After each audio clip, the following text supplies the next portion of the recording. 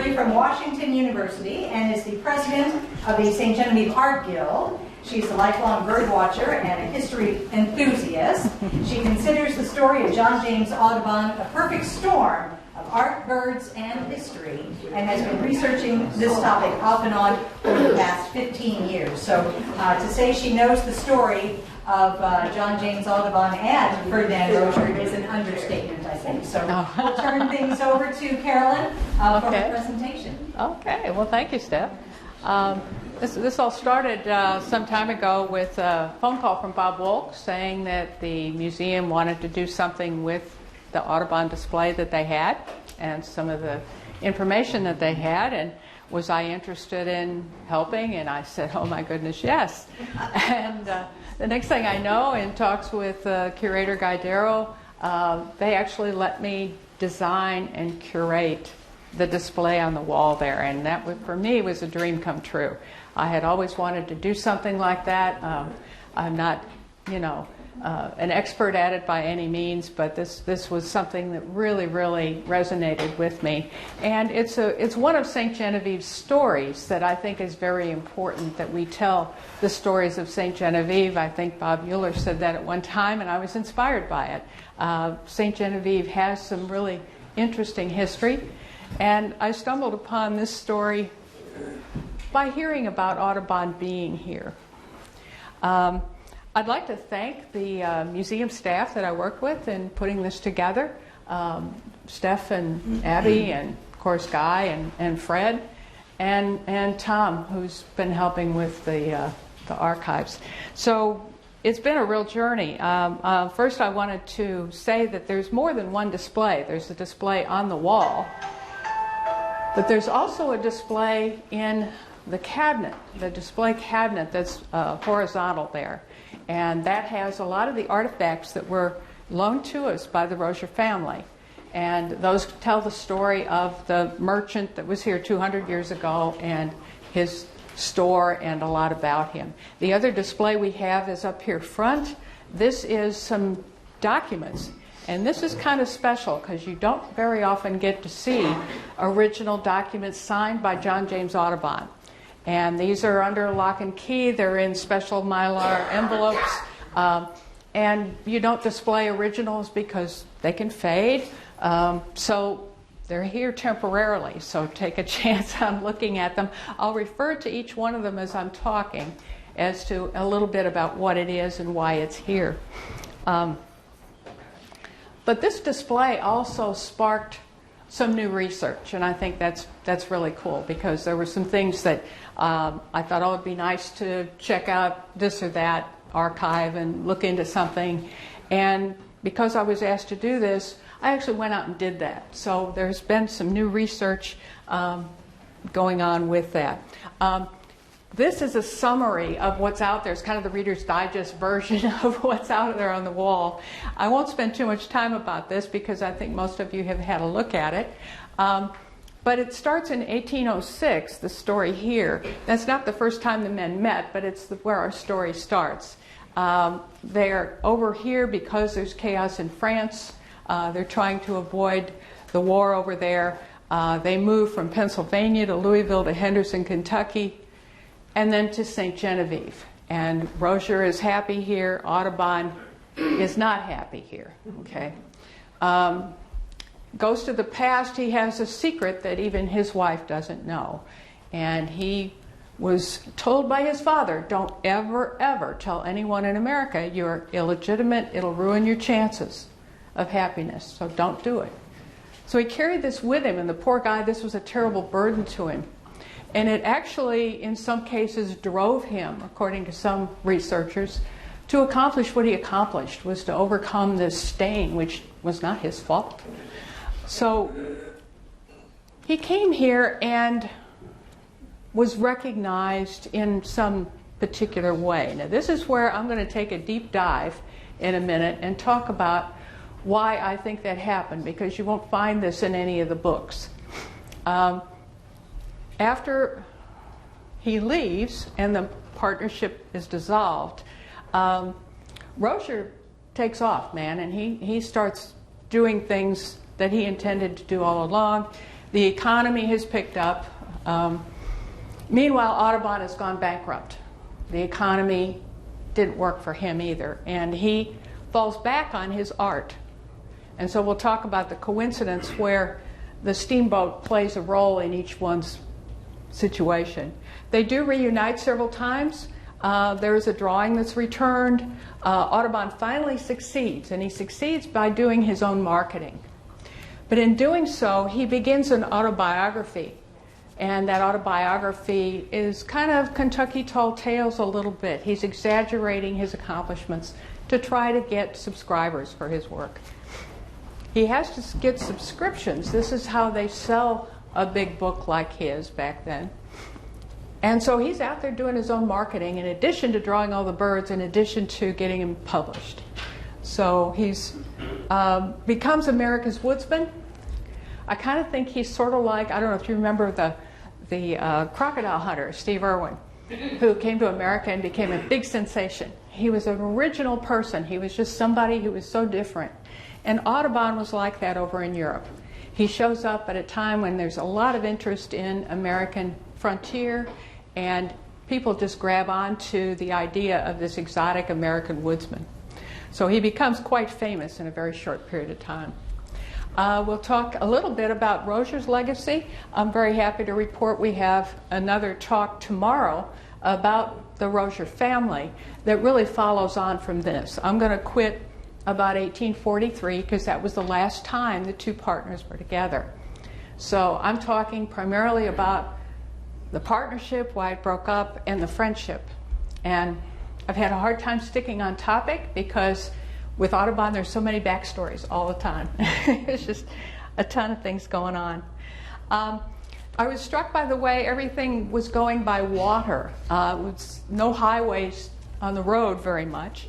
Nantes, France, is the biggest port in France. It's like the New York of France. And to sail over here was no mean feat, and you would go overland to Pittsburgh, over the Alleghenies, down the river, so everything was by water, down the Ohio River, and then when you got to what is now Cairo, you would go north to St. Genevieve or south to New Orleans. That was the major trade routes. You could go from New Orleans this way, but you had to watch out for Jack Sparrow and the Pirates of the Caribbean, because and there was a lot of privateering and other things going on that made the adventure even more adventurous. And these two men, Rozier and Audubon, were more well-traveled than anybody in their day.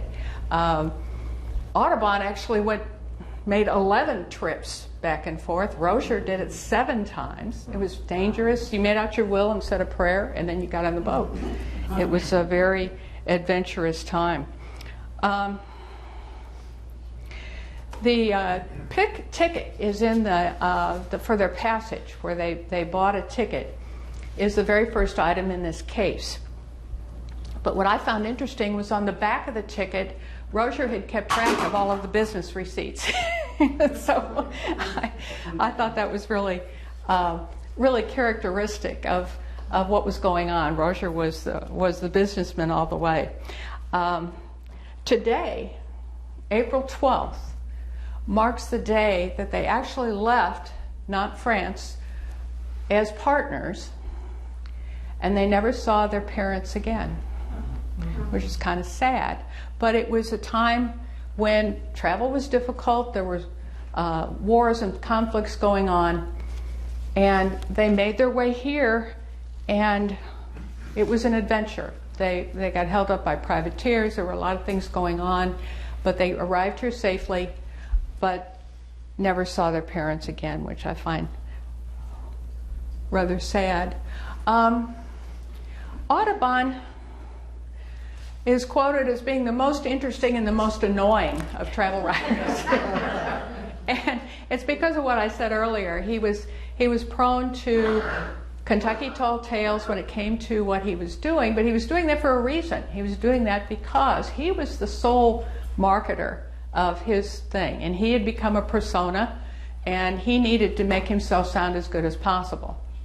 In the process of doing that, his early journals didn't agree with this new person, the new story that he was telling about himself. And so those journals, when they got handed down through the family, unfortunately got destroyed in some cases. And I hate to say it, but it was his granddaughter who was protecting his reputation. Okay, so you can kind of see that. This is Victorian times. She's worried that her granddad is not going to be portrayed in the best light. She realizes there's discrepancies. She doesn't want people like me coming along and picking on him, okay, which is what I'm going to do. So she was responsible for his reputation. That's how she felt. We actually have a letter from Marie Audubon. And on the back of your souvenir card, you can see Audubon's actual seal that was stamped into the letter. You'll have a hard time seeing it through the glass here, but this is a close-up of it. And it's kind of a neat memento because Audubon used that on his correspondence. So I wanted to point that out too. So that's two of the items in the case.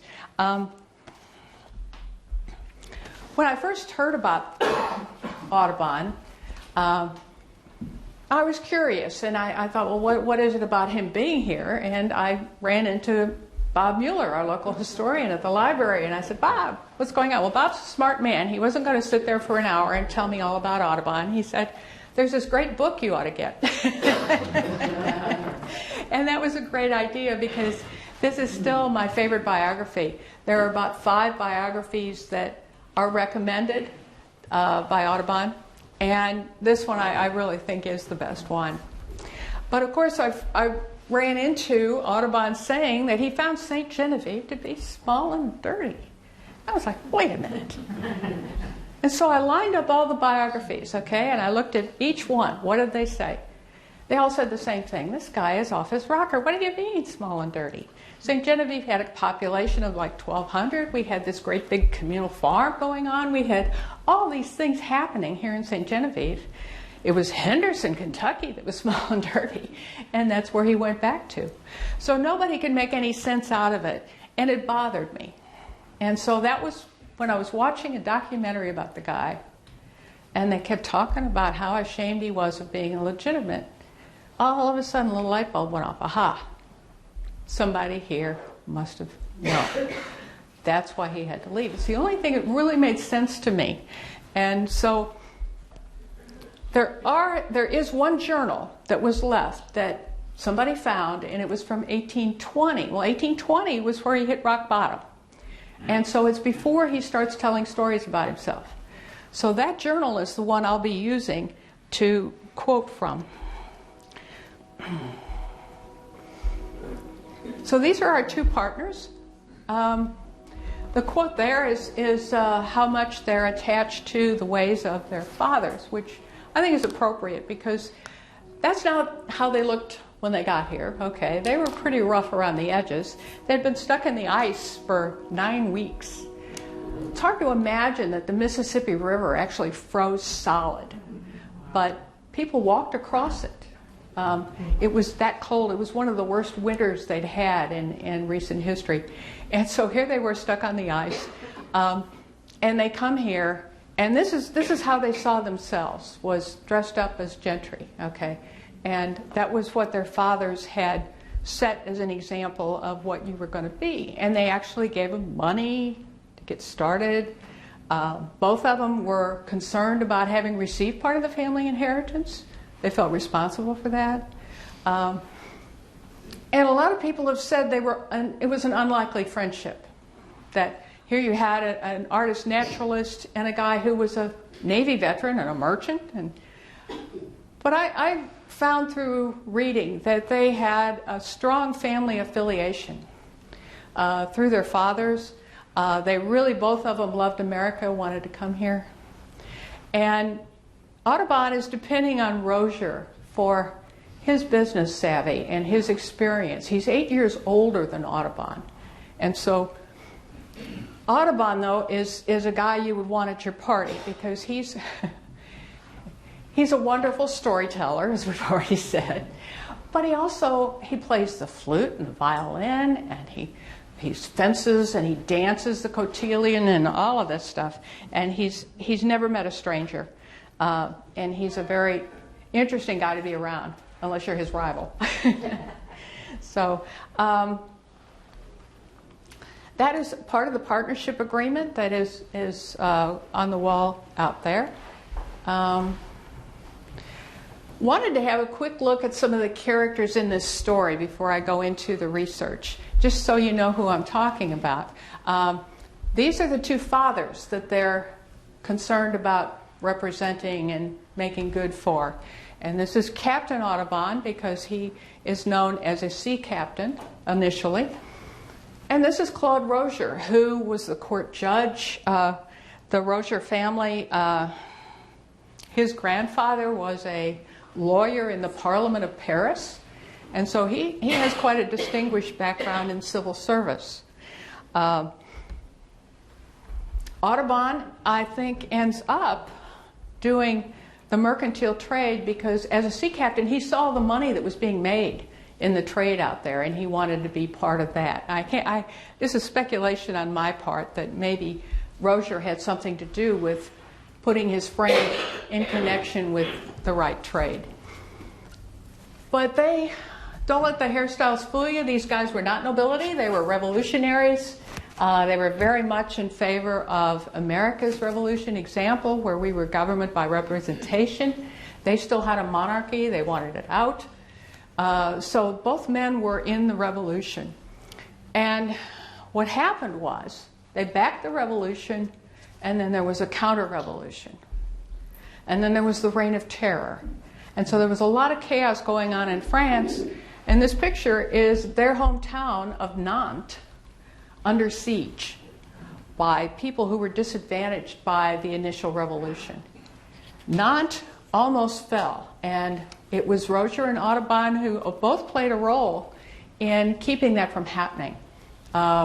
Captain Audubon was put in charge of the National Guard, so he was out there actually fighting with people.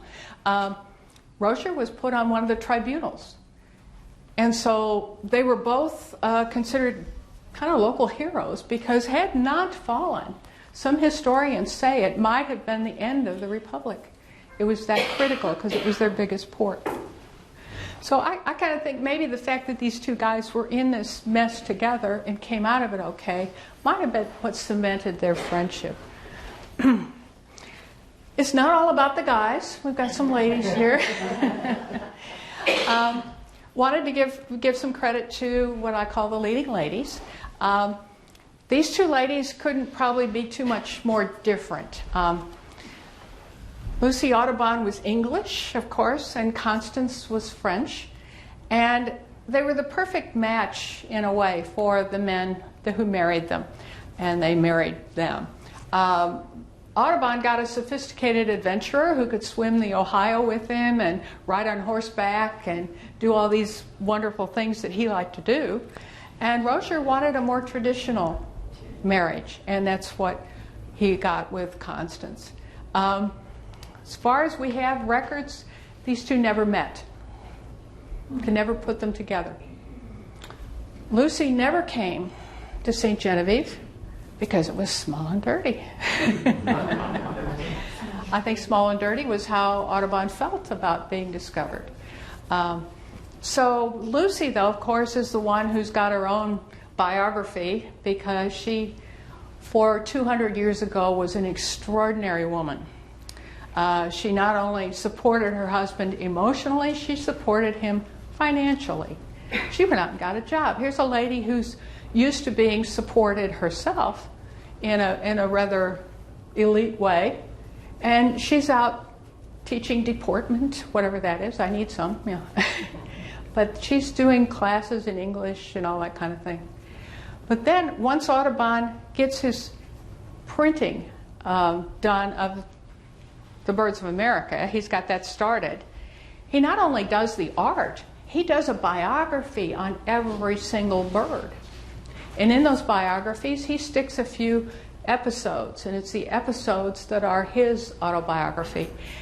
This is a story of his rival, Alexander Wilson. Alexander Wilson had a head start on Audubon in doing this project. And so Audubon is very keen to surpass Alexander Wilson.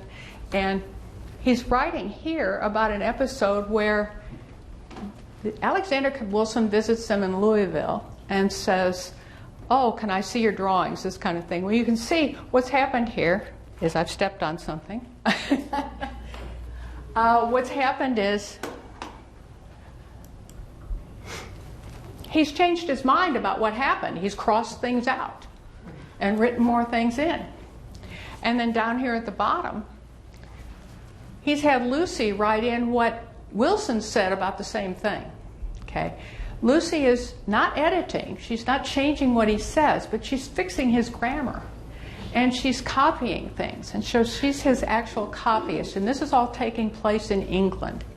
And so he's writing this story in England 20 years after it happened. So unless somebody had interviewed Ferdinand Rozier about what really happened, we'll probably never quite know. I tried to figure out a little bit about who would have known about Audubon being illegitimate. And how big a secret was it in France? Now, one of the biographers, Alice Ford, listed some 18 people. You read through the whole episode about Audubon being born and adopted and transported. There were a bunch of people who knew about it that way. They tried, his stepmother and his father tried adopting him to give him legal heir status. It didn't work. Members of Captain Audubon's family, in other words, his dad's family had a big family. Some of those nieces and nephews sued Audubon for having gotten part of the inheritance. So that was something that came back on him. There were a dozen neighbors with property adjoining the sugar plantation where Audubon was born. So, and he actually got, according to some researchers, friends writing him letters saying, "Hey, you produced an heir, well done," you know. So a lot of people knew about it. Okay, so it wasn't as big a secret as I thought. But in 1811, when they got here, who was here that might have known? And so I asked again help from Bob Mueller, and Jim Baker provided another name. There were people here who had been connected with the sugar colony in Saint-Dominique. When it all went south, they came here. This was the new French frontier. And in a previous talk, Jim Baker talked about the route they took. They came down through Philadelphia and so forth. So one of the people that went that way was Jacques Skibor. Michel Amoureux was also mentioned, although he wasn't living here at the time. So I kind of got put in the too hard pile. I didn't know where to go from there. And then this researcher came over from France. The Foundation for Restoration of St. Genevieve invited this guy to come talk. And he was doing research on the Roziers and the contribution they had made, being French, to what was going on in America. And during his talk, he said, "Oh, by the way, when Rozier got here, Michel Amoureux recognized him. And once they got to talking, Rozier realized he knew Michel Amoureux because Michel Amoureux had worked for his father back in France." I got all excited when I heard that. I ran up to Dr. Villebrew and I said, "Did he know Audubon?" Dr. Villebrew said, "Oh, you people in St. Genevieve." He says, "Audubon wasn't here very long. Rozier was here. He did all these good things. And all you talk about is Audubon." I thought, well, he's got a point, okay? So I couldn't decide if he was dodging me because he didn't really know or if he just didn't really want to be quoted as talking about Audubon. And so that's why I put that picture of him. He's But what happened then was I didn't give up. I went to the Missouri Historic Society because they had a whole file on Amoureux. And I thought, what in the world have they got on Michel Amoureux? So I started looking, and they've got 30 plus documents. I thought, no, what? They're all from France, in French. And not all of them, but most of them. And there's a few letters I could read. I thought, what is going on here? I couldn't help it. This is a profit and loss statement. I used to be an accountant in a former life. I thought it was interesting. You have assets and liabilities, and it's all in French. But here's Miquel Amoureux's signature down here, all swirly. But anyway, I started realizing that there was some information here about him. And I was looking for names that might connect. But then I realized even something more, that there was so much similarity. I thought, wait a minute, I've heard this story before. And it's because the story of Miquel Amoureux and what he did was the same as what Audubon's father did.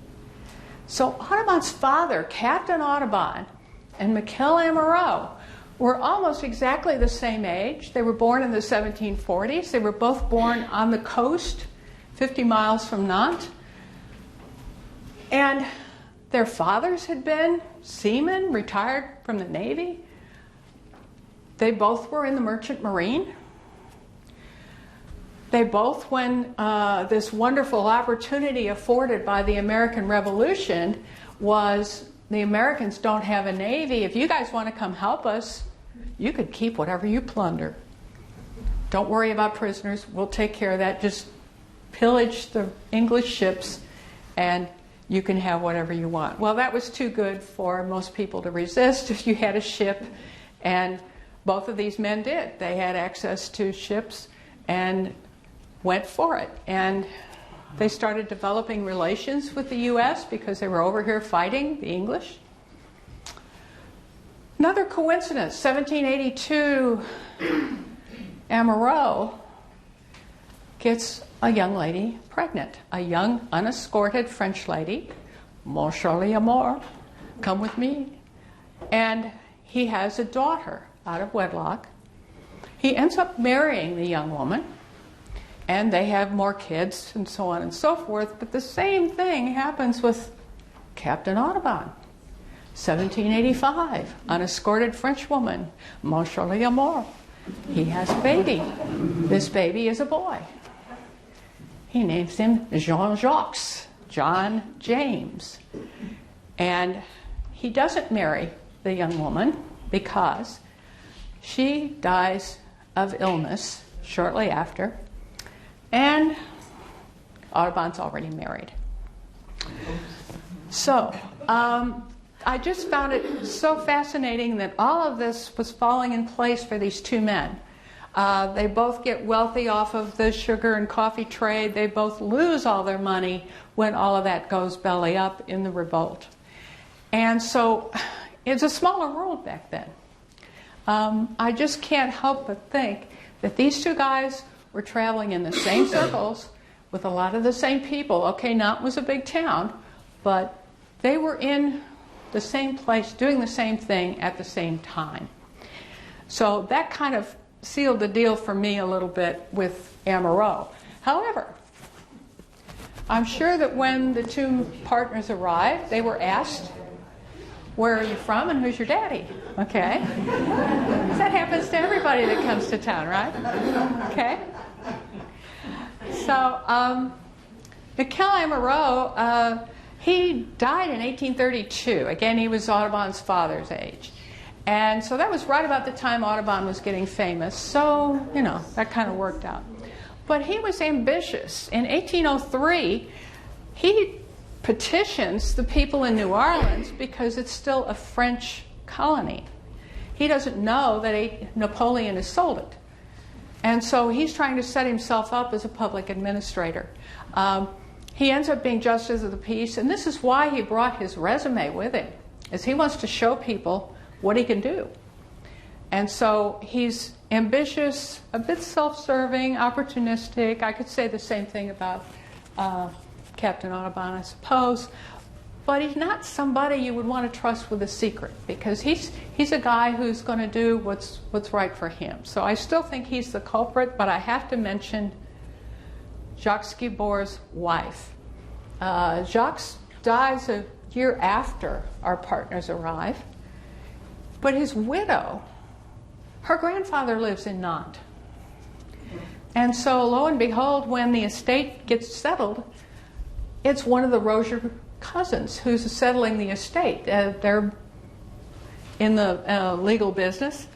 And so there's all this correspondence in Ferdinand Rozier's correspondence about the widow Gabor. So I have to wonder if the close ties that were already there between the Rozier and the Audubons, that was why I talked about the fathers, was I thought they had a really close connection. Some said they were neighbors, some said they were close friends. Would that have been something that was talked about? So I just really felt, again, that Michel Amoureux was the culprit. So now we go back to, okay, Audubon's decided, he hasn't really decided anything, I guess. What he says here in his journal, when he's going down the Mississippi, is that they had a view to going to St. Louis. So they had told Lucy they were going to St. John or St. Louis. Okay, so they headed off in the middle of a snowstorm, got stuck in the ice. So poor Lucy's out here for months, not hearing a word about where they are. And so there's 2 letters. There's one here in the St. Genevieve post office from December 31st. And there's another one in the St. Louis post office waiting to be collected. That has to be a letter from Lucy. I wouldn't imagine how that would be anything other than a letter from Lucy. I can't prove it because the dead letter office is long gone. But the one in St. John would have been picked up. So I'm assuming here that he's received a letter from his wife in Henderson. So what's happened is they didn't go to St. Louis. Ferdinand Rozier says St. Genevieve is the place. Okay? So what would make Ferdinand want to stay here more than St. Genevieve? I could guess that perhaps it was the French-speaking town, but St. Louis had a number of French speakers as well. The commerce, okay, that was good too. But there was one thing here that was very important to Ferdinand Rozier that we had that St. Louis didn't have. Can anybody venture a guess? In 1811, what was here in St. John that was important then? Anybody? Salt.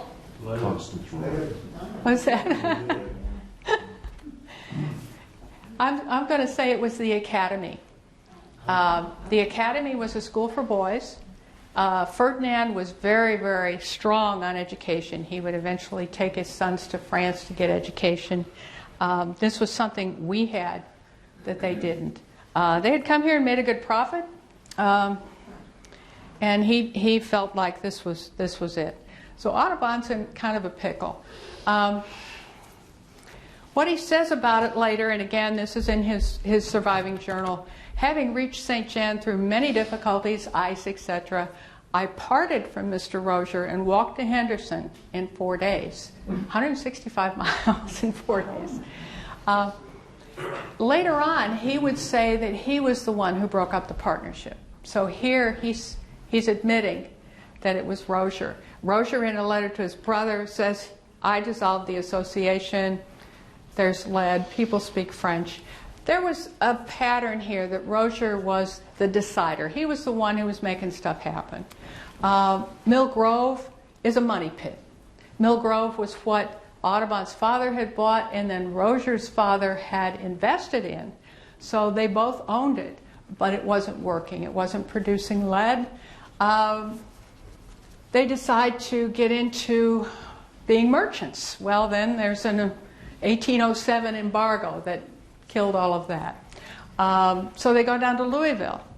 So the pattern is they go somewhere, get established, go back and bring Lucy.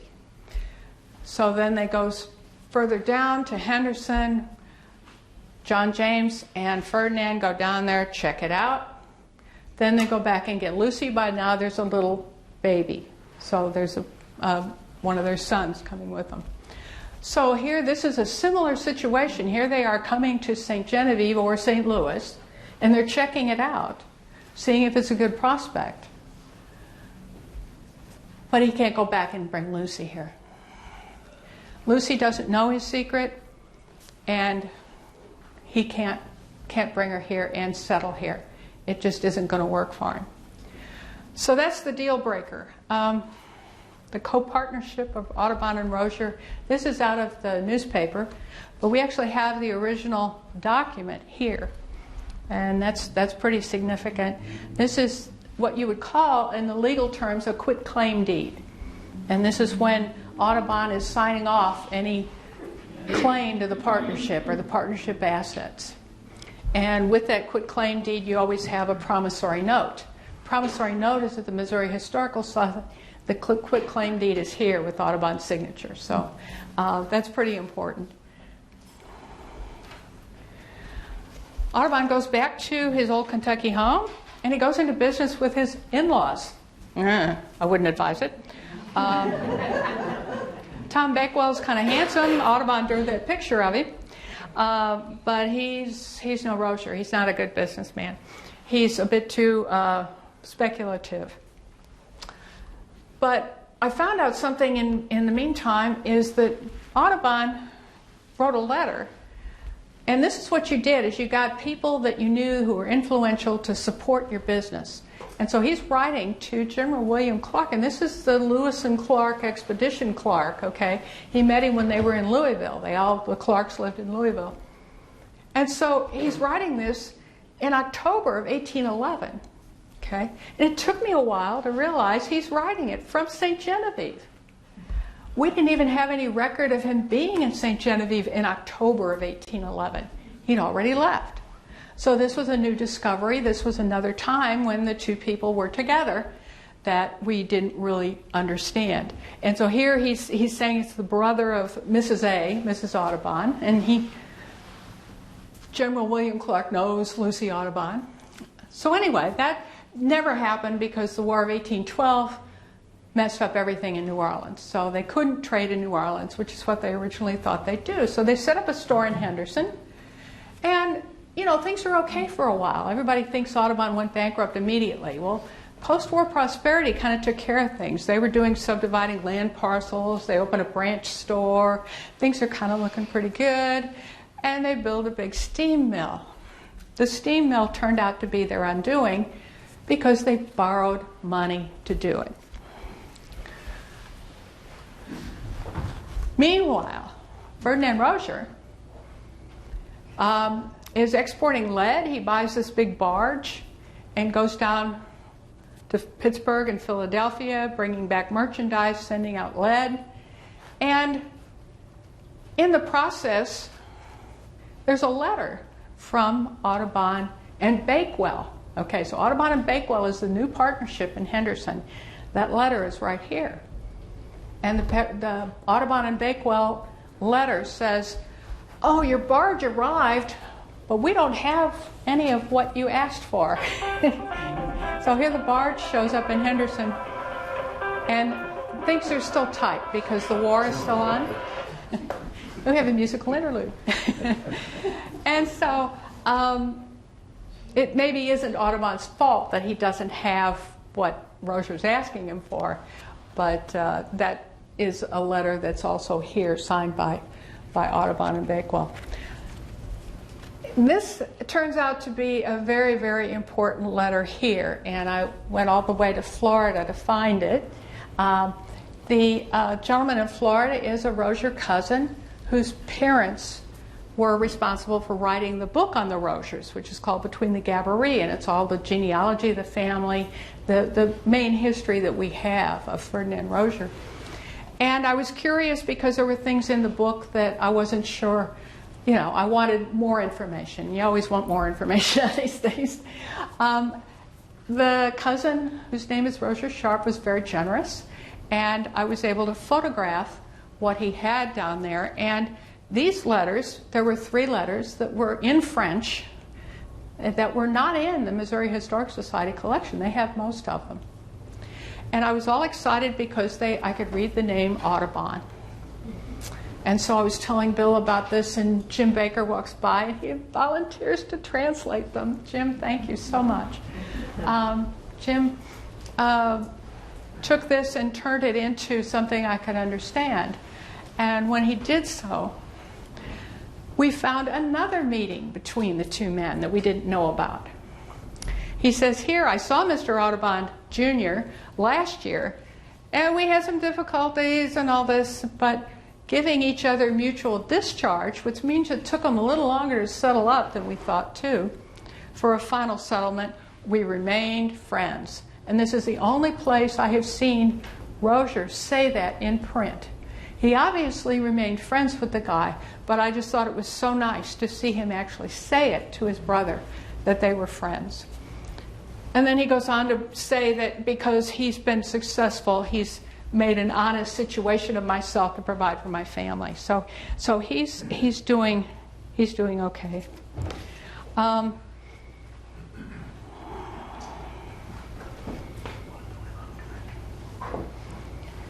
Okay, this is the fallout from Audubon. He's the lean bird. Audubon's having a hard time of it. He was overextended when the banks failed, and he blamed himself, but there was a huge run on state banks. There was nothing backing him up at that point. We didn't have a Federal Reserve. We didn't have banknotes that were backed by specie, by gold or silver. And so there was a panic and everything went south. They called in all of Audubon's loans. He couldn't pay. He went to jail. A friend of his said, hey, if you declare bankruptcy, they'll get you out of jail. That didn't satisfy his creditors. Everywhere he went, he was hounded by creditors. So he goes to Cincinnati and finds a job at a natural history museum. And he's stuffing birds and doing things like that.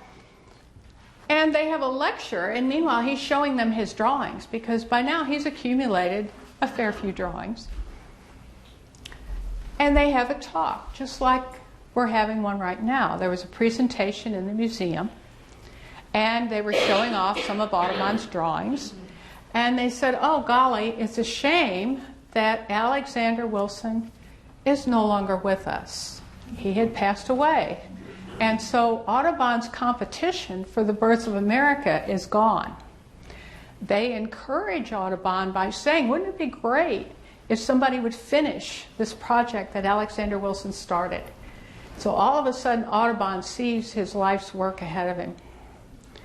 And so he is traveling down river on a flatboat without a penny in his pocket. He got his passage by saying that he would shoot game for their dinner. That's how he paid for his way down there. So he is broke. And so he falls back on his artistic skills, which includes doing portraits of people.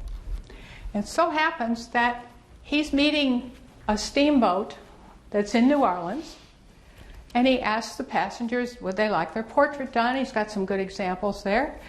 This is of Jean-Baptiste Rozier, who is a neighbor of Ferdinand Rozier's back here in St. Genevieve. Unbeknownst to Audubon, Ferdinand Rozier owns a part of that steamboat that illustrates how different the fortunes of these two men are at this period in time.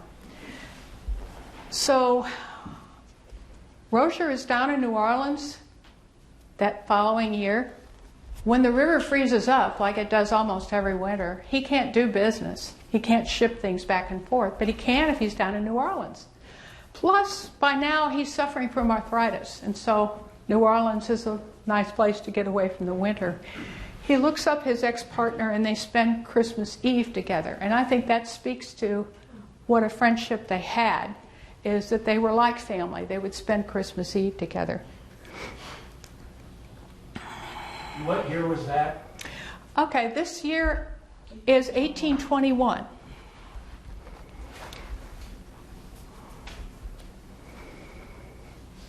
And this is Christmas Eve, 1821. I didn't have that on here. Yeah. While he's there, yeah, Audubon has actually written him back in October asking for one of his drawings back. And what's happening is Audubon is selling all of his old work to try to finance his new work. And this is a good illustration of how far he's come as an artist. He said when he was bragging on himself that he never painted from stuffed birds, but this bird sure looks stuffed to me. And this was a bird that was only common to be shot. It was hard to catch this bird, except in the springtime when Audubon was here, because the crazy birds drum. They make this drumming sound, and it gives them away. So I'm speculating that maybe Rozier kept this drawing because it was his favorite dinner. Because every time Audubon described the bird, he also talked about what it tasted like. So they were all food for the table.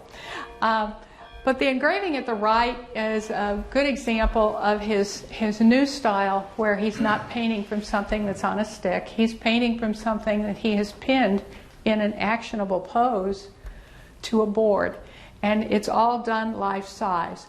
His friends tried to tell him, don't do life size. You can't pay for it. It won't pay for itself. And it was. It was the most expensive natural history book ever produced. But it's spectacular. I have a shrunk down version of it over here if anybody's interested in seeing pictures of the actual plates that were in the Birds of America. But of course now one of those portfolios that's, I believe, 40 wide and 29 high is worth millions. The last one went for about $8 million. So it was the most expensive book. He realizes, he says, I'm engaged in an arduous undertaking, but if I live to complete it. And that was not a given back then. Just staying alive was a big deal. I mean, if you read his biography, he could have kicked the bucket several times because there were so many things happening. It wasn't disease, it was accident, something else. I will offer to my country a beautiful monument to the varied splendor of American nature. I think that is what it's all about. You know, what he did was just monumental. This letter was my recent visit to the Henderson Museum of Audubon. And I asked him, I said, look, I'm here doing a research on the relationship between the partners. Do you have anything on Rozier? Well, they pulled up some photographs and a few other things, but they had cross-referenced a letter that was written by Lucy Audubon to her husband explaining the news of the day. And so he's down in Florida working on the Birds of America. He's actually, as this letter's written, in Key West. This is Key West in the back. This is an example of what Audubon had to do to fit a bird on a page. So he was criticized for this later, but he actually folds the bird up a little bit to get it on the page. So this is a great white heron. This is plate number 281. He's only got 154 to go. So after he leaves here, he's headed north to Labrador and Newfoundland. So he's gone to the bottom of the United States. Now he's headed back up. And he's furnishing all of these to his engraver in England. So it's a massive operation. But Lucy writes this letter, and she says, I have a great deal to tell you. All the periodicals are full of you. So there you go. He's famous now. And so this letter is written in 1833, because John's going to ask me. and so in there is a quote. It says, Mr. Rozier is at the Eastward. And I have to assume the Eastward is a hotel in Cincinnati. And he says he will not forgive you if you do not go and see him. He has half a mind to subscribe to you. Okay? Now, when I said this to Joe said, that's just Rozier humor. Now, had he subscribed, you know, it might have been a nice thing to have. So, yeah, it's interesting that these, again, I think there was a lot of kidding going back and forth between the two men. I really do think they were good friends. And I'm searching for that evidence. After Audubon finally finishes his huge undertaking, he looks up his partner in New York City. And the two of them, through a mutual friend, get together. And I say they partied, okay? They went out to eat and on the town and relived some of their old experiences. But these guys are still on the move. The reason Audubon is in town is he's bought a house finally, and this is in New York. It's up on the Hudson. It's 155th Avenue. It's been long torn down and replaced by condos, but it's on the Hudson. And Lucy finally, after all this time of privations and supporting and doing all these things, finally has a home of her own. And they have animals in the backyard and all this sort of thing.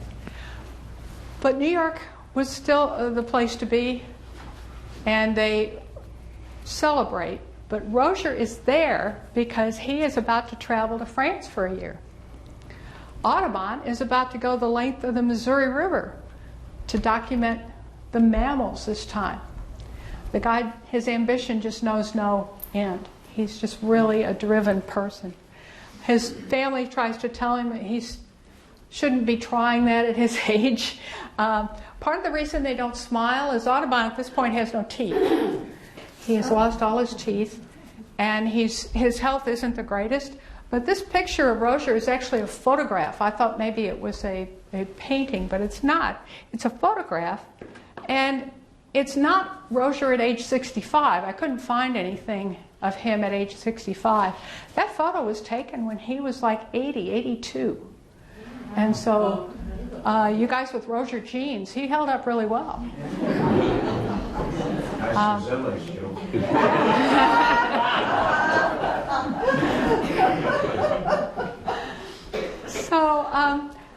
The friendship, we were able to add 2 occasions where they were together, so now we know they were together more than we thought. They had many mutual friends. Audubon respected Ferdinand as a strong leader, but I think there was a lot of teasing going back and forth. One of the things that none of the authors really talk about is that they had a place at Mill Grove in Philadelphia where they spent the whole year of 1804, and this is 2 years before their partnership agreement, okay? They spent the whole summer together with no responsibilities to speak of. And so there's one record of Audubon trying to do a mannequin and Rozier saying, it looks like a dodo, that kind of thing. So I really think they had a pretty good time together. I think Rozier liked they were sort of a contrast to each other, but I think they were really good friends. Audubon's secret was good for another 75 years. It was a fellow named Francis Hobart Herrick, who his father was a French ambassador to the U.S., went over there, did a lot of research, and uncovered documents at the old Audubon family home that uncovered what was really going on with John James. But he was good for all of that. The legacy of the 2 men, they had all kinds of problems, okay? There were things that were not anything to do with them. Their family lost a lot of wealth in the uprisings and revolution, which was another reason they got sent over here to make their fortune. The family fortune was gone. Early mining prospects don't work out. The trade embargo, that sent Lucy's uncle totally bankrupt. He was one of the original people who were trading with France. War of 1812 messed them up, the Panic of 1819, so there are a lot of things working against them, actually doing what they were trying to do. But they both did it. Audubon becomes a respected man of science, which is, I think, more important to him than being respected as an artist. He was very much into the science side of things, and he wrote all these bird biographies, and he did it his way. Ferdinand Rozier becomes a respected man in this community, our first mayor. He oversees the Townsend Corporation, and he really brought a lot of prominence and prosperity here. I love the diorama here. This is local artist Louis Pruneau. I've tried to use a lot of art in my illustrations, okay? But this is Ferdinand Rozier's house here with the red chimney, if I can do this without talking. This diorama was done with a lot of research by Jim Baker and another fellow I never met named Bill Miller. But Jim, I think we all owe you a huge gratitude for representing the town in such a visual way that is just so impressive. The courthouse, the church being built, everything the way it was in 1832. So I'll end this part of it there because the inspiration of their accomplishments is going to live on here because we have this display. I just can't say enough good things about that. So I wanted to say a few things about, the actual artifacts that are here. And I don't know whether to shoot off into that or if people need a break or how you doing? Okay. That won't take a long time. Basically what happened is when Ferdinand Rozier, he lived until January 1st of 1864. So he lived to be in his 80s. Before he died, he dispensed all of his assets. He left no will. So there's no will over the courthouse. I've looked. And he gave everything away before he died. And that's, I guess, some situation you have when you live that long. But in that, he also gave away things that were of heirlooms. So going back and looking at what is here, what ended up in the archives, the first thing I ran into was my neighbor, Pete Rozier, had the original partnership agreement in his bedroom. I didn't go there to see it. But he was kind enough to let us copy it. And the family allowed us, I was involved taking it to Bill Nager. And Bill did such an astounding job with the letter and the contract that people have argued with me over whether it's the original or not. So anyone who has old photos, old documents, it's just an amazing job that Bill does at Merchant Street Gallery. So those contracts were something that I worked with Bill. We got them made up, and I donated that to the museum. We got them matted and framed and everything. So that was the first thing that I realized. What was happening is when Pete explained it to me, these contracts had been passed down from the oldest son to the oldest son to the oldest son to the oldest son to the oldest son. So the next thing we ran across were,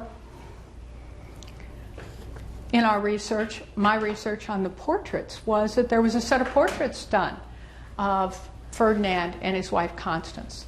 Again, those came down through the son named Felix. The contracts were the son named Charles.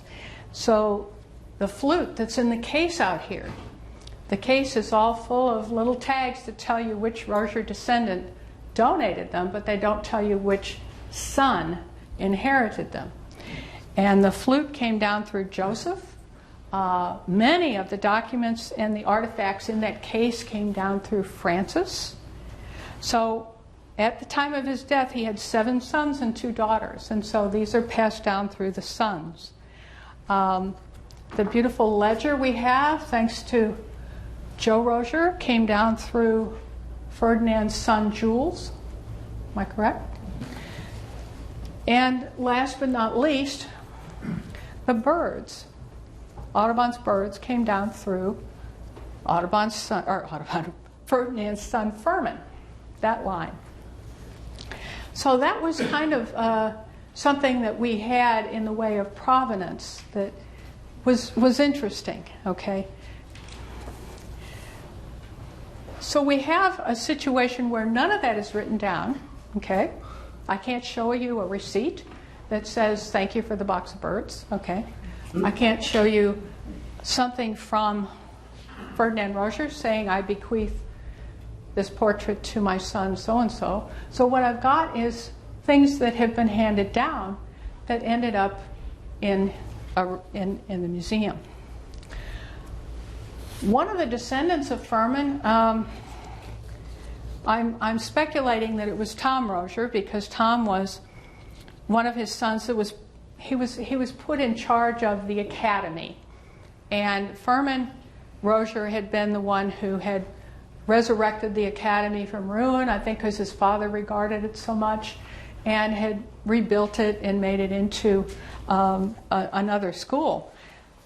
But in the basement, Tom had remnants of a museum, and it predates this museum. This museum was founded in 1933. We have documents that indicate that there was a small museum in the academy prior to that. So we know that Tom was a house painter, and we know that these birds are in a box that isn't as old as 200 years. And when I first saw the box, I got to admit, I had my doubts about the whole thing because I knew that Audubon wouldn't have done that. He wouldn't have put birds in a box, and that box wasn't 200 years old. However, we have eyewitness accounts of birds from Audubon being loose, not in a box. Attributed to Audubon, in the museum, out of the museum, but the box, thank goodness, was created by a Rozier descendant to protect the birds. Had they not been put in a box, we might not have them today. There are other collections of Audubon birds at the Smithsonian and so forth that are this old, so it's not out of the question at all that these birds are genuine, the real thing. They were coated with arsenic, which I think may have led to our friend Audubon's early demise because they knew not to ingest arsenic. It was obviously a known poison, but they used it as an insecticide because once you opened up the bird and you took out the innards and you stuffed it, you had to worry about insects. And so they would slather the whole inside with arsenic. But that was an excellent preservative. It worked. It's just that they didn't know you could absorb it through your skin. So it's a neurotoxin. So the skins are called skins, but they're actually a whole bird. I have a picture of one from the Smithsonian that was done of an extinct bird. This is the Carolina parakeet. And this is Alexander Wilson's version of the Carolina parakeet, but this bird is way over 200 years old, and it's still in good nick. It still looks like a Carolina parakeet. So it's certainly within reason that these birds do look good, even if they are 200 years old. And I got to hand it to Guy Darrow and Fred for cleaning them. I was just so impressed with the care that was taken because the little flakes of paint had come off and were all over the birds. And you can tell Guy is somebody that's used to working with dinosaurs because he was so careful. Bill? When you fellows got into the case and did the x-rays and all, did you find evidence of arsenic? Or did you do any tests for arsenic on the birds? There's Fred. Did Fred, Guy, hear me? Nothing really that they can point to. Uh-huh. My research indicates that any birds that old are all arsenic. Oh, okay. That's exclusively what they use because it was so effective and so cheap. You could buy it in a cake and just use it, you know. So I think we decided it was a fair assumption that it was arsenic. Doesn't make the birds necessarily dangerous, but yeah, it's something that museum people need to be aware of. Mm-hmm. Bill mentioned the x-rays. So don't shake hands with them. Right, yeah, don't shake hands with them. The x-rays, by the way, the pictures are up here of the birds being x-rayed. I was not involved with that, so I'm not going to talk to that, but I'll make you aware that they're here. What I did do was I had a look at the birds because I knew that Audubon, when he would stuff a bird, there's a couple ways to do it. One is you can take under the wing and do it that way and you don't disturb the rib cage. Audubon never did that. Audubon always went right down the middle for two reasons. One, he was a scientist. He wanted to know two things about that bird. He wanted to know what it ate. That was very important. But in many cases, it was the only way to figure out what sex the bird was. Because birds that look exactly alike, you don't know if you have a male or a female. And when I worked with a breeding program, they actually did something called surgical sexing, where they made a little and peeked inside and said, aha. So there's a reason for that. So I looked at these birds, and if you look very closely, you can see the line down the middle and the little stitches right where they should be. I also, being a bird watcher, made note of what these species were. And they're all native to this area. I've seen them in my backyard. But more importantly, they were all in the area during this time of year when Audubon was here. So they were all here in the spring. They weren't migrants or whatever. There's no hummingbirds in there. There's, birds that were actually in the area. I think that's about all I have to say. There's probably questions about that. But I also wanted to say how well cared for the items in this museum are, because when we went to do the display case and pull out items that belong to the Roziers, I asked Abby for a list, and we went looking. Tom helped me. Tom, thank you. And we were able to find everything carefully wrapped in bubble wrap with a little tag, all sealed in plastic cases to keep it away from moisture and dust and everything else. And so I think this is an excellent facility. It's just gorgeous. The lighting out there is perfect for artifacts. The museum has done a wonderful job with keeping the artifacts together. I think that was all I was going to say.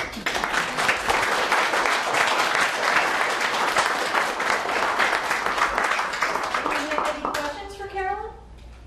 She's the expert. No, she really is. She is really. What kind of reception did you get at the Audubon Society when you went down there? You mean at the Audubon Museum in Henderson? Museum, yes. Okay, they were very cordial. They had a collection that was all automated, and whatever copies I was wanting to make. What I wanted them to do, though, was to represent St. Genevieve a little bit, because there's no mention. The word St. Genevieve is not there, okay? And they have a picture of Rozier, and they mention that he went off and did some things, but they don't say anything about St. Genevieve. So I was kind of making my case with the curator that maybe this was something that could be done. And what he said to me was they were going to find out on the 15th of this month whether the state of Kentucky, because they're a state park, was going to grant them money to redo their exhibit. And he was open to that. And so I offered to send him all the propaganda I could find. And that's where we left it. So I'll wait and see if they're able to do that. Now that you've done all this research, is there any plans to publish the findings in any of the scientific journals? I have wonderful good intentions. I'm hoping to get a little help from my colleagues that have done this before, because I have not actually, I've written a kid's book, but I haven't published in a scientific journal, so I'll need some help and support with that. But my friend Jean Rissover has been after me for years to do that, and I think it is definitely a good idea. I'm just wondering if some of these conclusions that you've come to need to be, published. Right. And at first I was a bit apologetic because I didn't, like I said, have a receipt saying this was this and this. But after reading these other biographies, they didn't either. And so you take what information you have and you draw your conclusions, and you say that those are your conclusions, and you let it go at that, and people can make up their own minds. But this whole story of him being discovered was the only thing that made sense to me, and I wanted to exonerate us as being small and dirty. You put a good outline. Thank you. All right. Well, we will continue our Rozier-Audubon days tomorrow, and we've got a lineup of speakers tomorrow. Mr. James Duncan, he's going to do a talk on birds and buckshot, and kind of an explanation of the guns that Audubon used, and that will be followed by a presentation on the local wildlife refuge expansion overview. And prior to that, if you want to get up bright and early tomorrow morning at 8 o'clock, Mary Lees, tell us about the walk. John's going to lead a walk through the woods between the levee and the river. We'll meet at the parking lot for the St. Genevieve Wildlife Refuge at the end of Stormy Crawford Way, which used to be Division Street, past the dome. And we will go over the levee and through the woods to the river and see what kind of migratory birds might be coming by as well as the resident birds that might be out and about. We are meeting at 8. That'll be at 8 o'clock, and then James Duncan, he'll be at 11 o'clock. Local Wildlife Refuge Expansion Overview report will be followed by probably about 12-ish or so. Carolyn will return with this presentation and a little addition to it as well. So it'll be a little bit different than today's. And then that will be followed by Robert Mueller, who has got a great presentation. Rozier after Audubon, his life, family, and legacy. So we're looking forward to that a lot. So without further ado, we'll let you go. And please look over the new exhibit again, and feel free to walk the whole museum. Thank you so much. I wanted to